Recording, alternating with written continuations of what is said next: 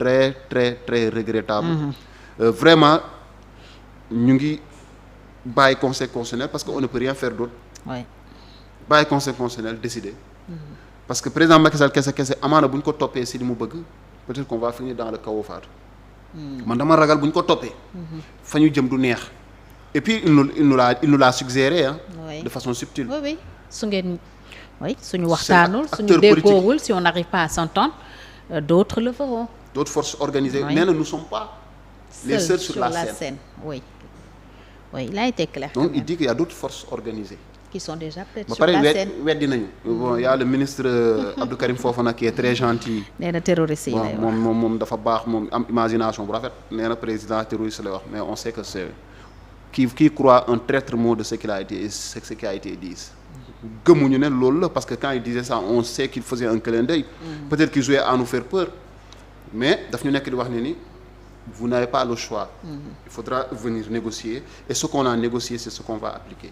et ce n'est même pas une négociation c'est-à-dire moom dafa mel ni li mu bëgg rek mooy dox. de tout temps Macky Sall. parce que nous on avait en fait la majorité des Sénégalais on avait dit comme dàq am na ba pare mënatuñu revenir mais nañ ko def au moins le 10 mars. ou le 3 mars. ça Cheikh wax naa ko démb les experts électoraux quand même ont été très généreux. ils ont fait ça ñoom ñëpp ñu wax ay propositions yoo xam ne buñ ci appliqué woon rek kon guute gi génnoon nañ ci bu yàgg. parce que on avait le temps mais même pour Cheikh procédures yi on grignote des jours. Le Conseil constitutionnel sort sa décision. on reste 2 jours dans le silence 3 jours alors que fi ñu toll nii lépp urgence la. lépp dafa pressé jour bu ñu ñàkk rek am na lu muy yàq. tey par exemple su la rombee xëy na mënoon nga ci ubbi campagne mënoon nga ci def lii parce que loo gis aussi ci processus bi procédure bi dañ ko délimiter dans le temps. donc jour bu romb perte la. démb la dialogue bi jeex jam ñaajo tey mercredi jàll na suba jeudi day jàll vendredi day jàll yooyu yëpp ay jours ouvrables la samedi mënoon na leen recevoir dimanche mënoon na leen recevoir parce que assemblée nationale yeewu nañ fi dimanche dem voter ji loi mu tëb loolu yëpp ne lundi 4 da leen di recevoir donc lundi boobu c'est mort. dañu koy toogaat waxtaanaat. mu recevoir rapport yi bu ko neexee mën na toog mardi mercredi du wax dara. mën na ne 2-3 jours la soxla pour lire rapport yi je prends acte je vais décider. saisir conseil constitutionnel ñooñu tamit il faut ñu am tuuti temps xool ko. finalement Cheikh. non li ma la wax rek. fan la ñu président Macky Sall amul benn volonté organiser élection c'est ça la vérité. parce que su ko bëggoon bi conseil jëlee rendre décision. ba mu ne je prends acte moi je pense les 24 heures yi si tegu président dafa waroon joxe date ne conseil comme jël naa acte te man nee naa damay respecter parce que c'est lui qui l'a dit il dit qu'il est prêt à vraiment respecter la décision du conseil constitutionnel mu bind conseil ne ko man nee naa le 3 mars laa bëgg organiser élection yi yow loo si wax. Cher, le temps qui a été pris pour écrire. Je dis 24 heures. Oh oui, je dis le temps qui a été pris pour écrire le communiqué pour dire qu'il prend acte on aurait pris ce temps-là mënoon nañ ci def décret. Bon, président Macky Sall su bëggee décret je te fais la promesse si le président Macky Sall veut sortir un décret d'ici demain il va le faire. Oui. Quand il a voulu arrêter le processus électoral. Mais est-ce que le président a pris 2-3 jours? Non. C'est vrai qu'il a pris le décret mais il l'avait pas publié parce qu'il voulait pas que en fait tout ça c'était des calculs. Gis nga président Macky Sall loolu laa la rek daf ñu nawloowul trop quoi parce que su jëloon déjà dafa jël décret ba pare mu ne décret lu ma ko publier parce que pourquoi nangul publier décret bi samedi la jël décision bi su ko publier woon décret bi lundi lañ ko am su publier woon décret bi est-ce que c'est pas jusqu'à mercredi même d'ailleurs parce que y a des candidats qui se sont révoltés qui ont dit mais ñun on n'a pas vu le décret alors que dañu bëgg attaquer parce que mënoo ko attaquer te gisoo oui tu as raison je pense qu'il est resté jusqu'au mercredi pour leur sortir la décision ces gens bi ñuy def plénière bi à l'Assemblée nationale d'accord c'est le décret bi génn il a fallu même à l'Assemblée nationale que des gens disent que Amadou Ba n'a pas contresigné xam nga déglu nga ko oui si boobu la quelques minutes après ba ñuy pare plénière bi ci la ñu publier décret bi ñu xaar loolu yëpp il l'a fait exprès c'était fait sciemment parce que bëggul décret bi génn ñu publier ko bu ñu ko publier gars yi attaqué ko il jouait encore sur le temps pendant les premières heures gars yi attaqué ko bu ñu ko attaqué donc moom dootul amati prox ndool donc il jouait sur le temps il laissait les débats pour dire à l'Assemblée nationale gars yi di wérante ne Amadou Ba contresigné na contresignéwul commencé vérante mu téye foofu noonu xaar ba gars yi waaj a ndar kepp liggéey bi mu génnee nga xamante ni le temps que les candidats prennent connaissance du décret xam nga ak seeni conseil xam ban posture la ñuy adopté bon peut-être fin de semaine jot na nga jox ko conseil bi aussi doo ko jox rek mu ne la suba ñëwal ma jox la. moom tam mu jël temps am def li muy liggéey président jotaat décision toog ba mu neex ko. il est resté plus d'une semaine. En tout cas, automatiquement, 2 jours, bon, je pense que le conseil a sorti sa décision, mais 2 jours après, ou bien dans les 24 heures après, nee na moom d'accord na dina jël na acte et que dina conformer wu. Mais lan moo ko teree conformer wu boobu ba léegi. Fatou, le président, ce qu'on lui demande, vraiment, man li muy wut lijjanti ci amnistie bi, je dis que il est en train de faire un hors sujet. Mais président Macky Sall nag dafa ay ci hors sujet. moom en fait c'est un hors sujet pour nous parce que ñun ñoo koy xaar ci ay sujet am nañ lu gën a important. voilà mais moom il choisit son propre sujet il vient. c'est un gars qui va à l'examen. mais Cheikh, ce pays a toujours fonctionné comme ça. C'est un gars qui va à l'examen. Il écrit son propre sujet, le sujet qu'il veut là. C'est un sujet philosophie. Il dit que moi c'est sur l'art que je vais composer. Il vient, bon on lui dit ouais l'épistémologie, il dit non moi je compose sur l'art.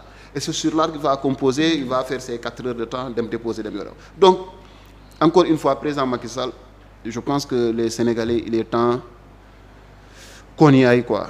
am sunu élection. mais Cheikh li ngay wax nii noonu la ñu mus a gérer Cheikh. urgence su askan bi xam nga ne du tabax centre Abdou Diouf bu Diamniadio def ci ay milliards. urgence su sénégalais yi du arène nationale lu tax ña ñu doon may arène nationale ba ñëwee newuñu ko defal ñu ko foo xam ne urgence la. Cheikh ñaata dëkk ci biir Sénégal ñu am problème mu faju hôpitaux yi muy wax clé en main c'est vrai mun nañ ko rafetlu mais yooyu dafa nekk ci capitale régionale yi. Cheikh ñi nekk à l'intérieur du pays le Sénégal des profondeurs laa la wax ñooñu ba tey ñoo ngi am problème mu faju jigéen ba tey moo ngi bëgg a indi doom ci àddina di ci ñàkk ba kanam parce que les conditions ne sont pas réunies jigéen ñu ngi koy teg ci charrette ba tey. di wër ak moom Cheikh ci ay yoonu rang-rang pour mu mucc loolu mi ngi am ci réew mii ngay mën a jël ay milliards di ko def ci terre.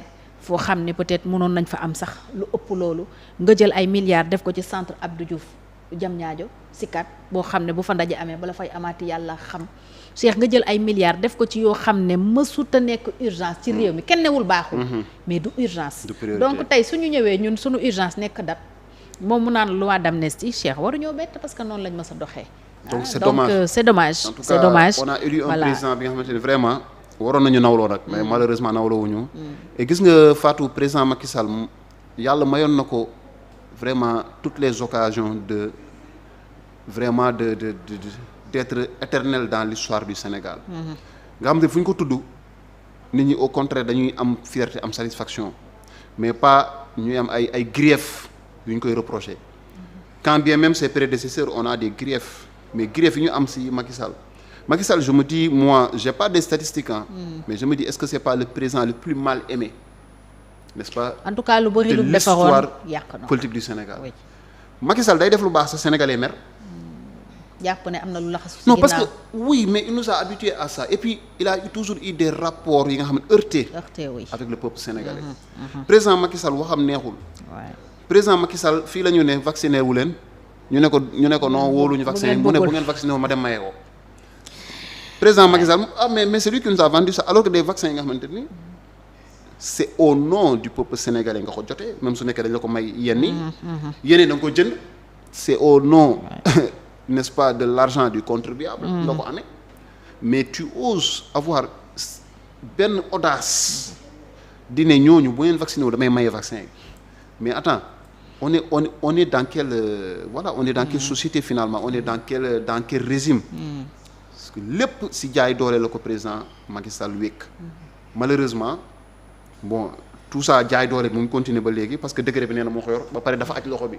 nee na du signer donc il a la main suspendue comme ça il refuse de prendre le stylo il veut pas signer donc comme il veut pas signer on n'a pas de date donc moo tax date bi foog ñu nangu ko ci loxoom à l'avenir date bi foog mu xam ne ñu bañ ko joxati kenn datu ñu téye sunu date ñoo ko war a téye parce que date bi jox nañ ko président mu daw ak moom neer du signé dañu jox date bi amuñu délai neen duñ jox date léegi nag date bi nañ ko jëlee suñu bopp bu ñu jëlee suñu date faaru teel ko suñu bopp sunu date wala moom mu bañ a doon moom kese muy joxe date date bi dañ koy mànkoo moom su ko joxewul keneen joxe ko loolu kese la ñu xaajale date bi daal mais franchement parce que après c'est pénible dafa wóorul sax et puis dañu sonn quoi Fatou depuis 2021 et Cheikh am na adage buy ne on met pas tous ses œufs dans un même panier te ñun loolu moo ñu dal avec nos chefs d'État c'est trop régime hyper présidentialisme bi ñu nekk nii lu ñu dal moo ñu ko teg président Macky Sall xamoon na ko moo tax gisoo assise nationale nee na dafa signé sous réserve.